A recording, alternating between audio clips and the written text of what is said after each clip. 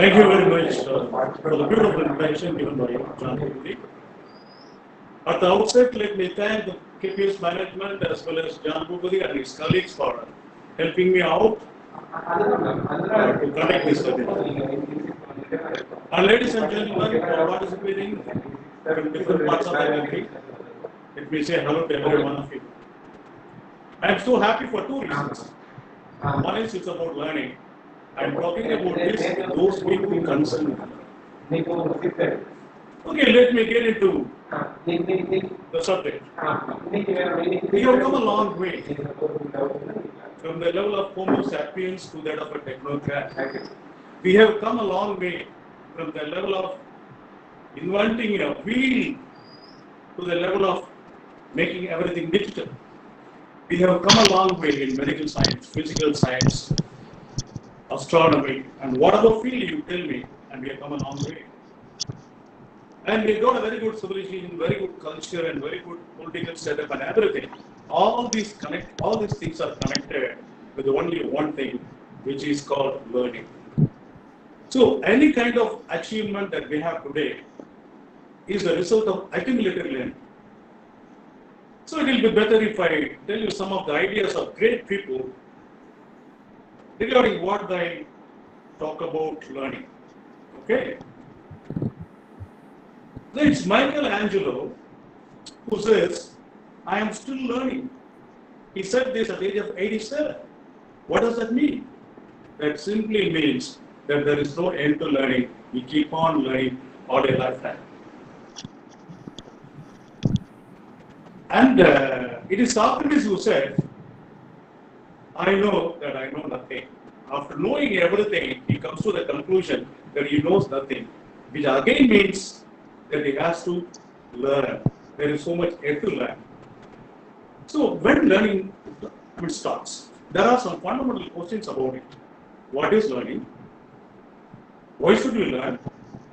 And then what will happen if we do not learn? What is the best way of learning? And related issues are there. I think it will be good if you have a writing material before you, so that after the session is over, you can ask me questions. Interestingly, I have one slide totally for participants. That is, you can participate and answer some of the questions given in the slide itself. If you want to give the answer openly, you can do it, or you can do it for yourself, write on a paper. Okay, with this introduction, let me go for the first slide, please. First slide on the screen, Garan Gopudi. Yes, sir. She'll be presenting it now. Okay. Okay, I'm waiting for the slide. So it is on the screen, sir. You can proceed. Okay, no problem. Let me continue. Let the slide come on its own. Until then, let me continue. See, the moment you are born, you start learning. The learning never ends. You learn to cry, then you learn to walk, you learn to talk. Then when you go to school, you learn to play, learn to be friendly with people. And you have all the skills, getting developed over a period of time. When you come for your teenage, when you learn few other things. When you get into the middle age, when you become, or you cross teenage and maybe when you become an adult, what happens is, you become a professional, you learn certain other things. So altogether, it's learning all the way. So basically, all the living beings, they live to learn. And if they stop learning, they stop living. That is axiom. The moment you stop learning, you stop growing. So learning is something you have to carry with you all the time till you breathe your last. That is why I have given you here is an aeroplane. The first slide, which you are yet to see. See, from the level of inventing a wheel, now we have, Boeing 707 going across, and we have rockets, and we have TSLE. Now all these things happen out of learning only. So basically, we live to learn and learn to live.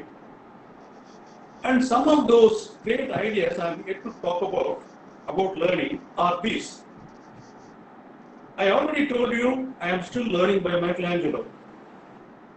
There's a beautiful proverb from Latin By learning, you will teach, and by teaching, you will learn. This is something beautiful. This is more applicable to teachers. Whatever knowledge you have, unless you know how to explain that, well, it is not of any use. Any knowledge you have should be passed on to the next generation, next generation, next generation. That is how we develop over a period of time. So a lot of difference between an animal and a human being. Human beings accumulate knowledge. Animals cannot. The tiger of 100 years before will be the same today. But what we were some 50 years before, we are not that. Early 90s, there was no cell phone, no internet, no digital, no pen drive.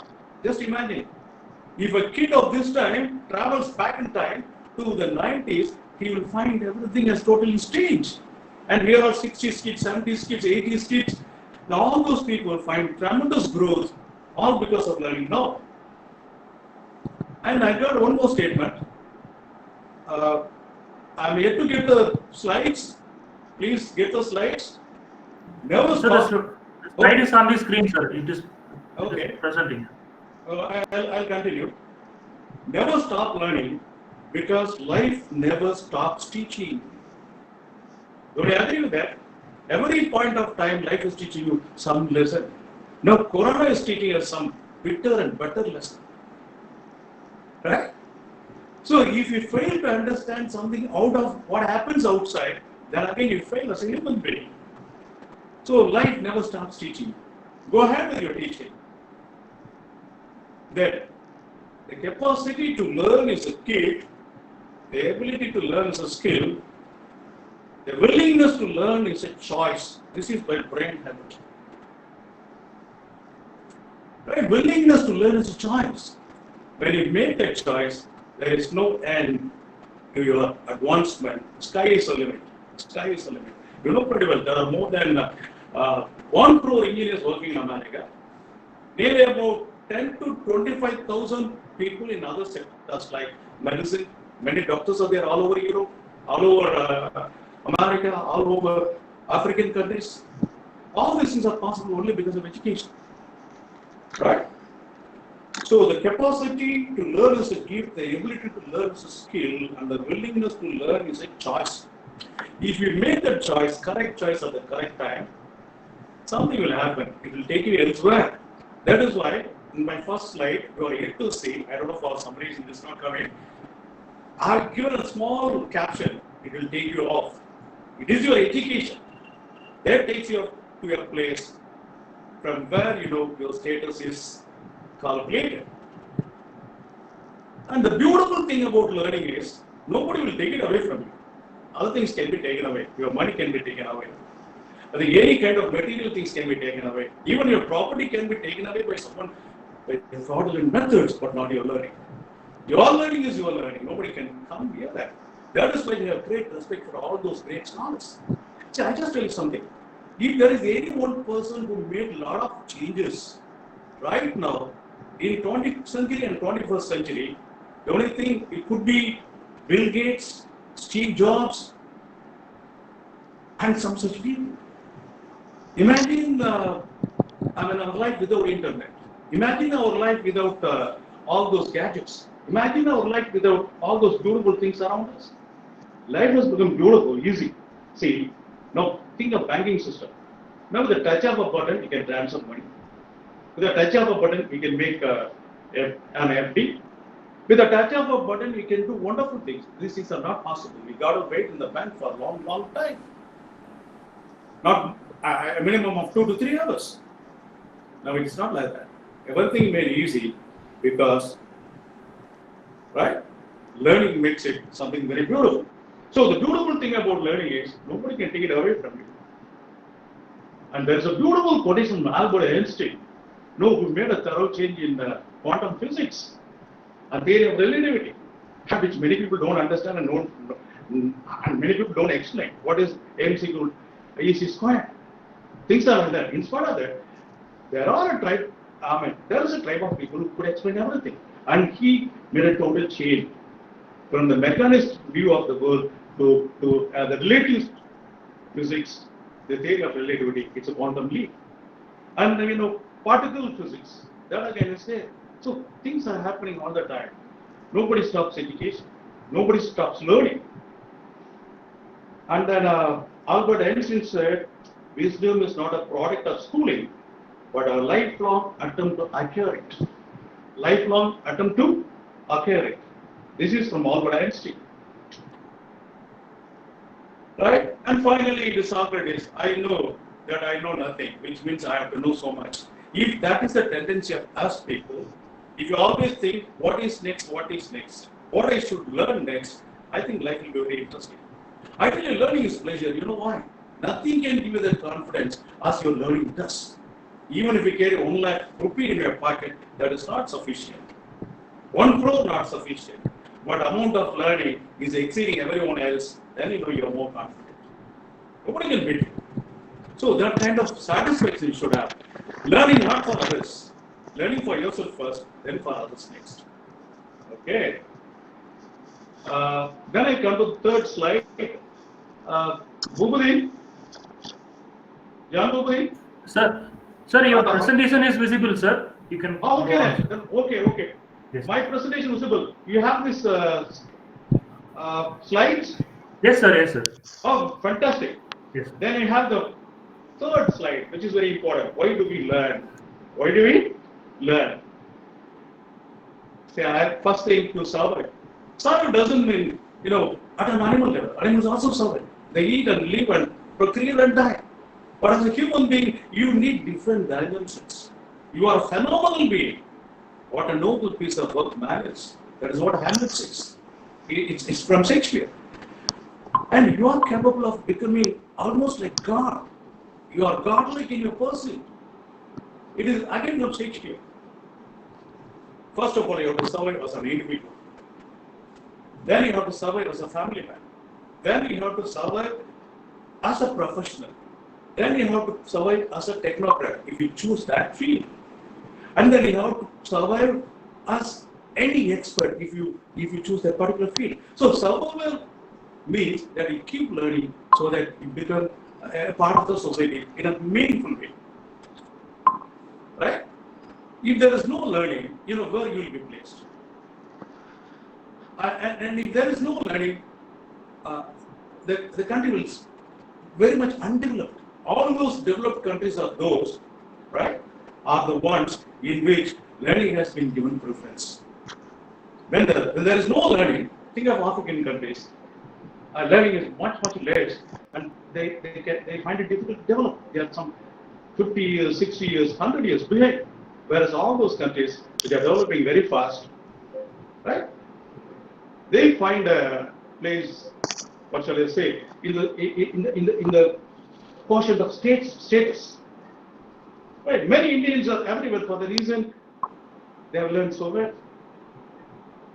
Then the next point is to connect with others.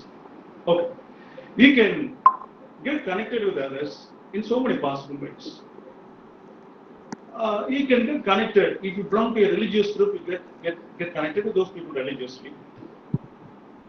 And if you quarrel with a number of people, again you get connected. But if you have something to offer people by way of knowledge, by way of behavior, by way of being a role model, then also you get connected. So the education makes you so very fantastic that you find ample ways of getting connected with people, so you become happy and they also become happy. So when I say getting connected with people, this is for getting in love and happiness and returning that. So you become a fine specimen in a society, and the society follows you, and there are so many people like you. Altogether, the society becomes something extremely beautiful. Then comes this thing, to find the meaning at different levels. Okay, we have always been looking for some meaning in life. What is the meaning of this life? I am born, I am educated, I make money, or I don't make money, whatever it is. What is this life is all about? But every point of time, you need certain kind of meaning for your existence. Right? Meaning for your existence. It may be intellectual. Intellectually you are strong. Intellectually you are capable of producing results. Then emotional stability. This is much more important. Much more important. See, emotional stability comes with your learning and adjusting, compromising, and going through different phases of life with proper understanding. Understanding comes with learning. Get me right? So, emotionally stable is as important as intellectually strong. Then, spiritually confident. So, many people may think that what is the spiritual stuff about? Spiritual stuff is nothing. It is not a big thing. It is about your own satisfaction, peace of mind. When you become peaceful. So when you are learned, all these things will follow. All these things are interconnected. Right? Intellectual, emotional, and then spiritual. And then participation. To participate in the spectrum of life as much as possible. See, life means participation. Life means celebration. Life means being with others. Life means letting other people come into your life. Life is like a priest visiting all the places, making everyone happy. So the participation is possible only when you are educated. I don't mean PhDs and MAs and MScs and things like that. You must have been educated socially, culturally, and then academically. In whatever possible way, you should have been more and more educated. Right?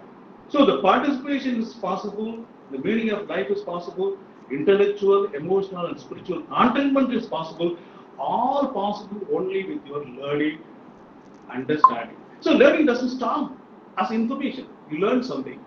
After that, you reflect on that learning and you connect that learning with the previous learning. Okay, then you form a concept, and this concept you apply in your real life situation. You see this? Learning, reflecting, then synchronization of different ideas of learning, then forming concepts, then passing on that to the society. Then you become what do you call a meaningful person. You become meaningful and you make others meaningful. This is very important. A learned person can make all the difference. Right? Then I have two questions for you. What are you if you are not learned? You are not a learned person. What will happen? Where you will be? It's like being lost in a thick forest. You don't find any way out. If not learning, if you are not inclined to learning, if you are not ready for learning, what is the use of your life? You may not be what you call a person to be looked up by a watching. If you are a man of learning, I don't mean university degrees. I mean everything included. Okay. Next we go to the next slide. Hopefully go for the next slide, please. I said in the beginning, learning is a process. If you remember right, learning is a process. What is meant by process? Process means once that starts and never ends. It's a different process altogether. And the learning has been studied in different fields. Now that we have advanced in psychology, sociology, and anthropology, and whatnot, we have studied the impact of education in every field. So I don't want to be too very technical on this side. So let me tell you, learning is studied in educational psychology. How best we can make students learn. How best we can make them understand the values. How best we can make them apply those values in life. And neuropsychology. This is about your brain, how the neural connections are being made when you become a learner. What is the difference between a learner and an unlearned person? Then experimental psychology. Well, by giving experiment to different people, let us see how they react to a particular thing. So the list is very large. So I've brought in only a few things for your reference. And then pedagogy. This is pedagogy, it should be not pedagogy. Pedagogy is the way you teach. How can you be a good teacher? How, we all know very well that we love some teachers and we always remember them for the reason they have been teaching so well. They imparted knowledge to us. They gave us language. They gave us style. So what I want to tell you is like, a person who is capable of teaching well is also capable of learning well. Keep this thing in your mind. Then, I don't want to go into the technical side of the neuro psychology, experimental psychology, and the rest, but I just want to come for the common things that you can observe in everyday life. For example, we have terms like tangential learning. Tangential learning is nothing but having different learning, right? You synthesize all these things together so as to make some new learning. That is tangential learning. Then dialogical learning. See, you and I speak, and somebody is watching that, or somebody is participating in a dialogue with me through the dialogue you learn. And you watch an incident, just visual. You watch an incident, you learn from that incident. That is incident learning. So then we have learning through the next three things. Learning by doing. Well, we don't go in for theory. For example, playing football, we don't go in for theory much. But actually, what we do, we go about playing. Undergoing, sometimes we undergo training under coach. But the coach tells you do this first. So we learn through doing, not by listening to the theory. Like learning a bike or a car, theory will not help you. This is gear, this is accelerator, and this is steering wheel. All this will not help you. You have to be in the car, try your level best to operate all the things. In some combination, at some point of time, you know what is right. So learning by doing. Then learning by participating, role playing, exercising, discussing, demonstrating. So we start this thing right at the school days. Even a child at home, it starts playing a role. Then exercising means doing new things, working out new possibilities, and discussing and demonstrating. All these things happen simultaneously. And before I proceed further, I want to tell you something. There is no watertight compartment, my dear participants. There is no watertight compartment. This is exercising, this is demonstrating, this is theory, and all those things. All the things come together. That is the plasticity of the mind. Mind is very, very capable of understanding many things very fast. Learning by listening through audio visual. What is happening right now? I'm reading and listening. Okay, reading and listening. If you read Shakespeare, I want to tell you something. We had a professor by name Dr. Chellerman, Dr. K. Chellerman. He was teaching us Antony and Cleopatra. Many a time we felt as if we were walking in the streets of Rome, along with Mark Antony, holding our chest very strong and straight. And many a time we felt as if we are in the palace of Cleopatra. And his teaching is very effective, so effective that we started feeling the presence of Cleopatra in our class. We can feel as if she is sitting by our side and breathing down our neck. We can feel her dress. We can see her blue eyes. We can see her, we can feel her fragrance. So much so, we almost, all the boys in the class fell in love with Cleopatra. We stopped looking at girls for about a month or two. This is what we were telling everybody is Cleopatra effect. So this was possible because of this particular teacher. Right? This particular teacher, I remember 2-3 teachers. There are many teachers, but right at this time, only 3 teachers come to my mind. One is Mr. Vasandan and Nedimaran, these 2 people of American College, and Dr. Chellapan of Madurai Kamala University, who taught there in 1974 to 76 something, during which time I did my MA. Okay, what I mean is, you learn from all these things. So what is the basic? What is the basic things for learning? For the input from outside, 3 things: audio, video, and kinesthetic. What I mean by kinesthetic? Kinesthetic is touching, tasting, and smelling. Audio and video you know pretty well. And if you want to have a good example of audio and video, go for the poem by Wordsworth, Interminable Lines. It's all about the eye and the ear. It's all about all those sensations within the body. Aching joys and dizzying raptures. He will tell. Then again he will tell something like, the sounding cataracts are passion to me. Then he would say, when I think of these beauteous forms, I felt a sensation deep in my heart and also in my blood. Deep in my heart and also in my blood. Sensation felt in the blood and sensation felt in the heart, and which made me capable of seeing into the life of things. Let me repeat it. Sensation felt in the heart, sensation felt in the blood, making me capable of looking into the life of things. And this is done by the world of the eye and the ear. Okay, I am the audio and video visual.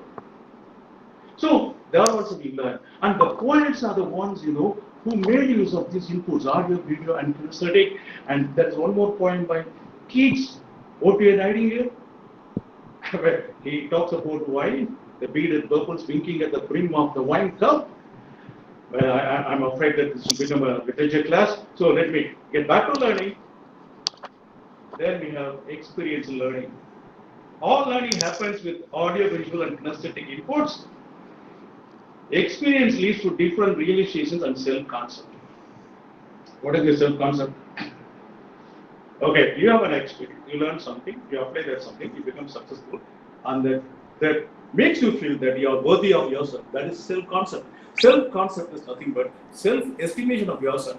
When you learn so much, when you apply that learning in real life situations and you become successful, automatically your self-concept is really great. Nobody has to come and tell you, sir, you've done so really well. Nothing like that. Really good. Okay. Then some other occasions where learning takes place. Right? Learning through the following conditions. This is where the famous psychologists and all those people come. Operant conditions, parrots and circus animals performing due to rewards and punishment. You could have seen a parrot, reading your future for the price of one paddy grain. The parrot will come and pick it up, and the card given to you. Once the parrot takes the card, that person handling the parrot will give you only one grain. He wouldn't give so much. He knows pretty well. Given so much, the parrot will not listen.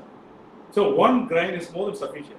Like that, they make peers dance to music, and all these things, for reward of punishment. And then all those killer wave shows in the USA, where every time the show is over, they give for big killer wave, they give small fish, 2-3 fish. They give. See, they open so much. And if you watch the YouTube, you know that, right? Then classical conditioning. This is what everybody talks about. Synchronizing two stimulus. It's by one Russian psychologist by name Ivan Pavlov. And what he did, he started feeding his dogs. Okay.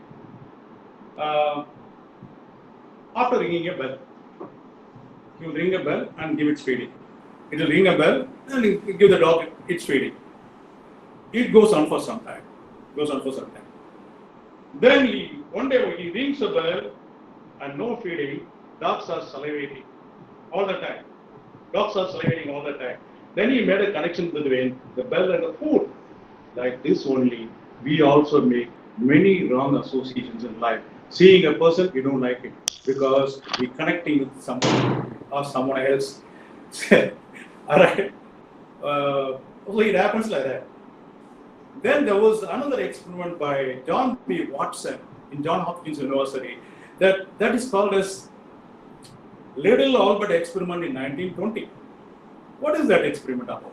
That is, a child is introduced to a number of toys. Child is happily playing. The next time the child is about to touch a toy, there will be big sound. No, children are very, very scared of sound. So the baby recoils from that place. So he doesn't want to touch the toy. Once again, there are toys that the child is a little bit reluctant to touch the toy, and the child is about to touch the toy, then there is sound, the baby recoils and gets back. And the third time they show the toy, the baby starts crying. And from that point, they understood sound and the toy can be connected. Normally, a child may like a toy. Now this child, because of this conditioning, what happened? Cannot like a toy. So sound and the toy connected. We also get many things done this way when we treat our children with threatening, by scolding them. So be very careful about what are the things you connect with your, what are the stimulus you connect when you are dealing with your children. Is it okay? Can I have 5 seconds for taking a swig of water?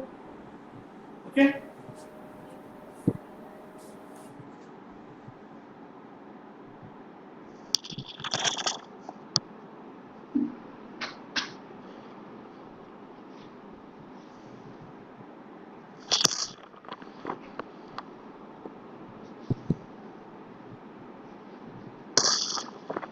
Okay, thank you for waiting. And finally, I've said learning through play. You could have seen a cat playing with a ball of thread, tossing the ball this way, that way, and particularly with woolen thread. I know what makes a cat very happy about woolen thread. You're knitting something, your cat will be there, it will be playing with the thread all the time. It will be just pushing the ball up and down. So the cats, all animals and children, they invent a kind of a play for themselves. They play and learn. Nobody teaches them anything. So through playing also you learn. And there is something very interesting about child learning and adult learning. For example, we don't have a classroom for teaching a language. A child learns a language without teacher, without blackboard, without books, without homework, without anything, because child learns language by playing the whole situation. It is play. We ask the child to repeat. We tell the child, come on, repeat this, do that. The child is playing all the time. Once the child comes to the school, the play stops and the education starts, and the child, many children find it difficult. They become failures. The child can learn a language from the age of 3 to 5. Almost every detail of a language, all the beautiful good words and even abusing words, any word the child will learn depending on the circumstances in which the child is brought up. Okay, the same child comes to school at our age, where we go about teaching them English for about 12 years, and we are not able to teach them at all. They find English very difficult because there is no play involved. We give them concepts, we give them theory, we never make them involved with the learning. So now you know pretty well as to why some people find it difficult to acquire a sense of any language for that matter in a school curriculum or college curriculum. Okay, right. So far, the toughest part of my talk is over. Now we go for something. Get into a relaxed mood, kindly. Get into a relaxed mood, so that I think I'm putting a lot of pressure on you. Now go for the next slide. Just watch these people. I hope you have this thing with you. It is displayed on the screen. Just watch these people. Obviously, what's happening? Some learning is taking place. Some learning is taking place in a big club. We do not know which, but learning is taking place. Just watch the expression of the people here in the picture. They have different expressions on their face. Right? Next sentence is very, very important. They are responding to some learning. Underline that. Or remember that in your mind. Responding. Only when you respond, learning takes place. When you don't respond, nothing will happen.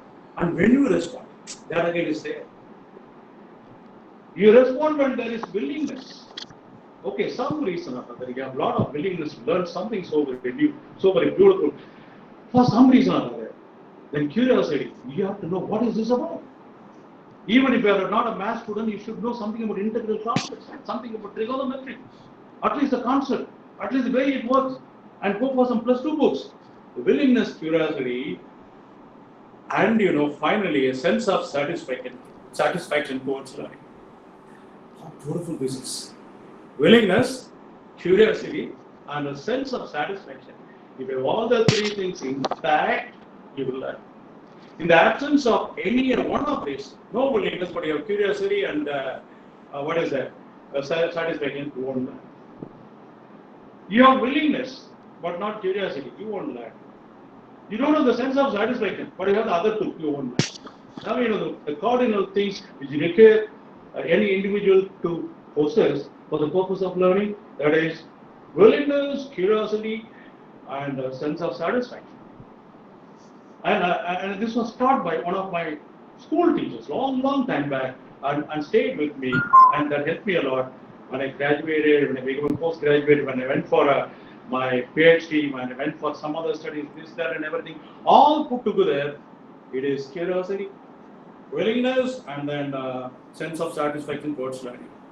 Okay, next slide. Oh, next slide.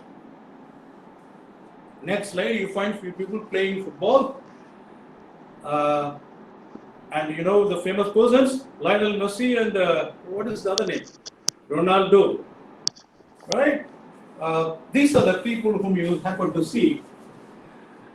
Yeah, Cristiano Ronaldo and Lionel Messi of football. See, what these people are very great about, for their focus. See, when you are learning, what is important is focus. Look how focused, how engaged, how determined these players are. All the focus is only on the ball. They even don't. I mean, if you ask them what's your name, they don't know their name. Where they are, they don't know. And what is their country? Which country they are from? They don't know. What is in their mind? Only the ball. And the strategy to reach the goal. Beyond that, there is nothing. See, this should be your attitude towards learning. When you take a book, the moment you take the book, if you don't have willingness, you don't have curiosity, then it won't work out. So there is a list of things. Learn to learn. See, learning is one thing. How to learn to learn? There are two things I'm going to tell you at the end of this slide. Very, very important. I think it will help you all, a lot, you and your children and everybody. Learning is never passive. Learning never comes to you all by itself. There must be some kind of willingness, some kind of curiosity. Already stated. It is active and focused. There are certain things which demand active participation and total focus. For example, nuclear physics. Right? It is an art of synchronization. This is what happens when you become a learned person. You have a lot of learning on one side. You learn something so very new. You connect all this learning with the new learning and you produce still newer learning. Something, wonderful comes out of learning. So, it is act of synchronization. Okay. Then this is an act of interpretation. For example, you learn yoga. And all your thinking will change. Totally change. You start interpreting life in a very different way. You learn yoga in the right sense, go to a right master, learn yoga and do it for about 6 months.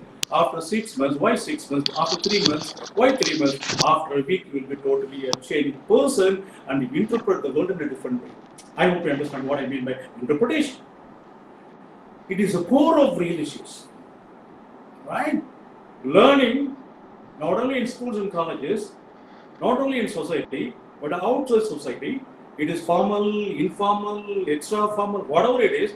It is the core of real issue. You realize you will be something. This something is possible only with different kinds of learning taking place all the time around you. Okay? And the last thing is a bit difficult for people to understand. There is, at a higher level, it is the union of mind and the cosmos. My dear participants, you are part of this universe, not out of it.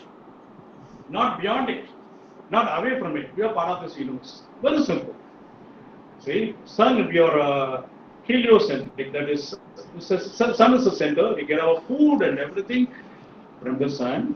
Sun controls the gravitation and everything of all the planets. Sun is controlled by other heavenly bodies. Other heavenly bodies are controlled by other heavenly bodies. Other heavenly bodies are other heavenly bodies. So this vast universe, our galaxy is a small speck, very small speck, in which sun is another small speck, and in which our earth is a very small speck, and here India is still further a small speck, and we are a micro speck, but we are connected with the entire universe. Be happy that you are not alone. Sun is on you. Sun is depending on something else. There's something else depending on something else. It's all the energy field. You are with this energy field. This is, right? This is quantum physics as well as relativity theory for a layman. Okay, you are connected. You are the field of energy. You are not an object and there is space. No, space and the object, everything that you want under the field of energy. It's a very different topic. Well, time permits, we'll talk about it some other time, somewhere.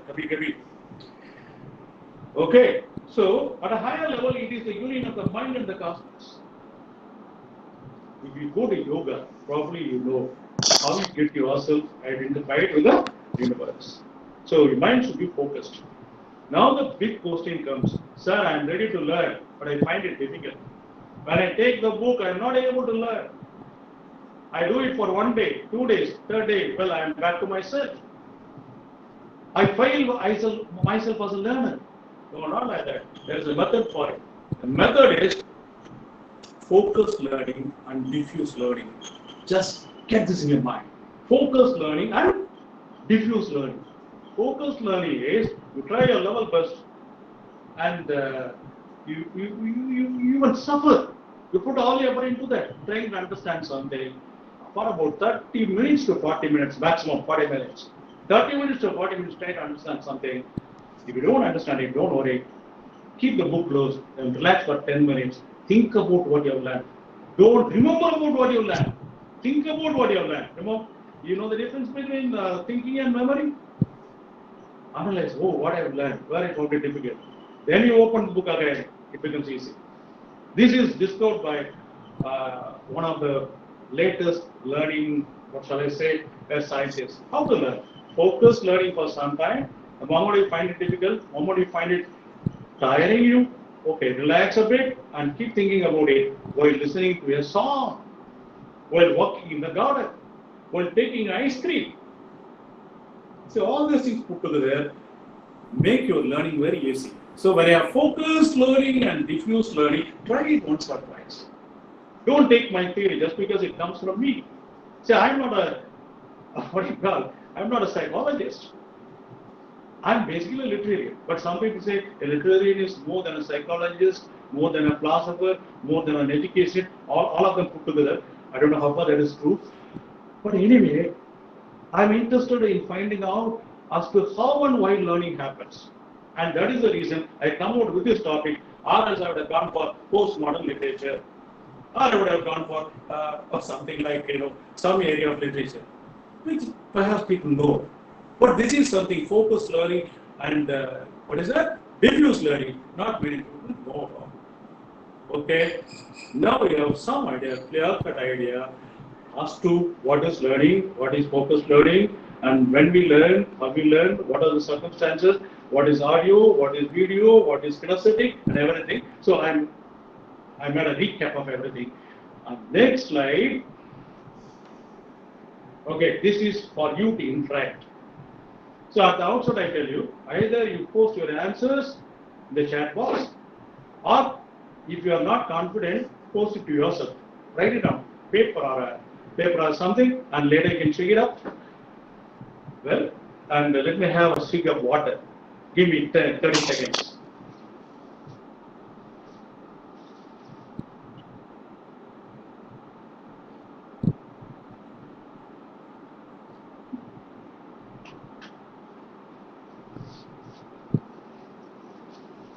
Okay, I'm back.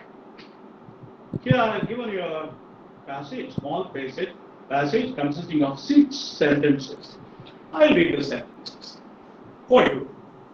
As the wind was favorable, we could reach the place without much difficulty. Okay, you all know. I mean, all of us were very happy about the good drinking water available, at least here. Again, the meaning is very simple. Some of us were taking rest under the huge shadows, no difficulty in understanding. Others were exploring the place. Maybe explore is a word some people may not be familiar with. Explore means going and finding out what is there in a new place, something. Then we have everyone was satisfied with the good profit we made this time. Good. We had gifts for our friends and relatives. We would be, that is not me, but be, kindly correct it. We had gifts for our friends and relatives. We would be meeting in 2 days' time. I hope you all of you got the meaning. You just imagine you are teaching this passage to the students. Then you ask questions. Was the wind favorable? Everybody will say, yes. Was there any drinking water available? They would say yes. Did some people go about taking rest? They would say yes. Okay. Let me clear my throat. Then others were exploring the place. Everyone was satisfied with the good profit we made this time. Were people satisfied? Yes. With what? Something. Then we had gifts for our friends and relatives. Did they have friends and relatives? Yes, they had friends and relatives. All these questions people can answer very, very easily. right? It is on the surface. Am I right? Now go for the questions given under. Now try to answer these questions. Read the questions. I give you 2 minutes. Read all the questions and get the answers ready. I will interpret the questions for you. Then see whether we arrived at the right answer. I tell you, there may be more than one answer for some question. There may be only one answer for some question. There may be multiple answers for some question. Okay?